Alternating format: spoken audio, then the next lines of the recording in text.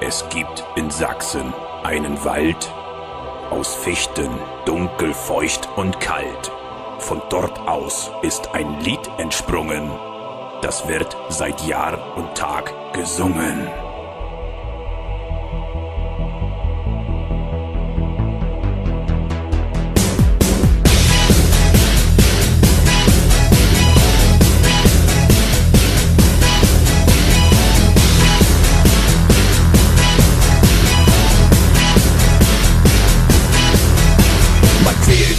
Jetzt schon lange Zeit mit einer Frage deutschlandweit. Sie singen dort von einem Mann, der weder leben noch gut sterben kann. Es ist der Holzmichel, um den es hier geht, und keiner weiß, wie's um ihn steht.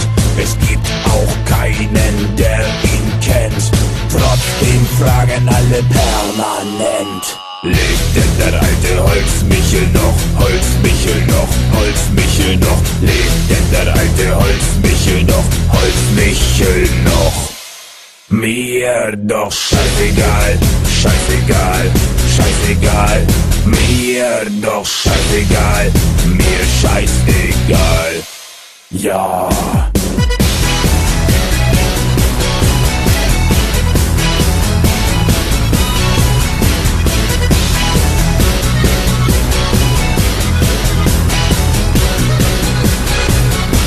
Es ist Tortur und quält mich sehr.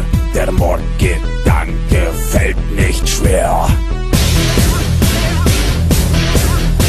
Warum gibt es keinen, der ihn anfleht, dass er endlich mal zum Doktor geht? Das Erzgebirge ist sein Reich, wo er herkommt, ist mir gleich, denn hier ist keiner, der ihn kennt. Warum fragen alle permanent? Lebt denn der alte Holzmichel noch, Holzmichel noch, Holzmichel noch? Lebt denn der alte Holzmichel noch, Holzmichel noch? Mir doch scheißegal, scheißegal, scheißegal. Mir doch scheißegal, mir scheißegal. Ja.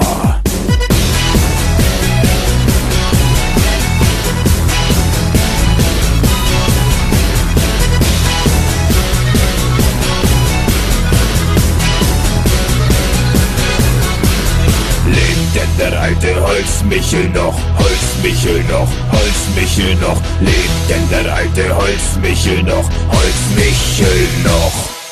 Mir doch scheißegal,